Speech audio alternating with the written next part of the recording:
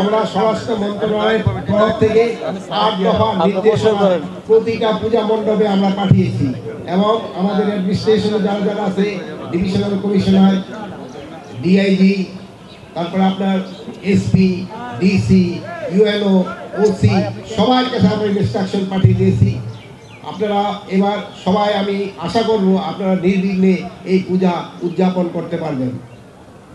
এই পূজা উদযাপনের জন্য আমরা সেনাবাহিনীকেও মোতায়েন করেছি, নৌবাহিনীকেও মোতায়েন করা হয়েছে, বিমান বাহিনীকেও মোতায়েন করা হয়েছে। এবার এই জন্য আপনারা কোথাও কোনো ধরনের বাধা বিপত্তি আপনারা ফেস করবেন না। প্লাস আমরা এনটিএলসির মাধ্যমে যেন কোথাও কোনো কিছু হলে যেন সাথে সাথে খবর পৌঁছে যায়, ওই ব্যবস্থা তো আমরা করেছি। তা আমি সাংবাদিক ভাইদের এবং অন্যান্য এখানে যারা উপস্থিত আছেন সবাই অনুরোধ করব, পূজা যেন নির্বিঘ্নে হতে পারে এই জন্য আপনাদের সবারই সাহায্য এবং সহযোগিতা দরকার। আমাদের এই পূজা কমিটির এই ভাই এবং বোনেরা তারা কিন্তু অনেক ভালো অ্যারেঞ্জমেন্ট করেছে, তারা কিন্তু নিজেরাই এখানে ভলান্টিয়ার দিয়েছে। এই ভলান্টিয়াররা কিন্তু 24 ঘন্টায় তাদের ডিউটি করবে। অনেক সময় দেখা যায় ভলান্টিয়াররা রাত 3টা থেকে হয়তো তারা আবার উধাও হয়ে যায়।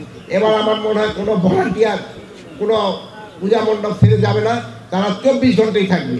এই জন্য আমি এই কমিটির ভাই বোনদের আমি অনুরোধ করব যেন কমিটিতে এই যারা স্বেচ্ছাসেবক হিসাবে থাকবে তারা যেন সবসময় উপস্থিত থাকে।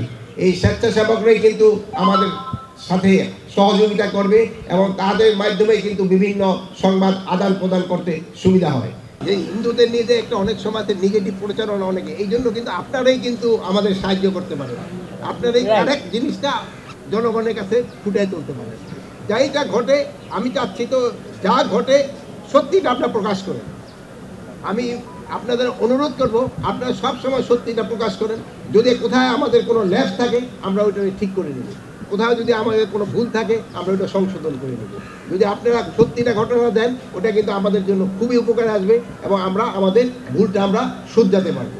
আর যদি আমরা কোনো কিছু ভালো কাজ করি ওটাও আপনারা প্রকাশ করবেন, আপনাদের কাছে অনুরোধ করবেন। আপনারা তো অবশ্যই ভালো কাজ করছেন। আমি আমার এখানে বিশ্বজিৎ ভদ্র, রাম, তারপর মিহির, এরা শৃঙ্খলার দায়িত্ব পালন করছে জোরদার সাথে। আমি বলবো যে আপনাদের সহায়তা যদি আমরা না পেতাম, সাহসিকতার সাথে এই মুহূর্তে আমাদের পূজা করা সম্ভব ছিল না। এর জন্য তো আমি সবসময় বলছি যে অন্তর্বর্তীকালীন সরকার, ইভেন আপনি আমাদের শ্রদ্ধাভাজন স্বরাষ্ট্র উপদেষ্টা, আপনাদের কাছে আমরা কৃতজ্ঞ।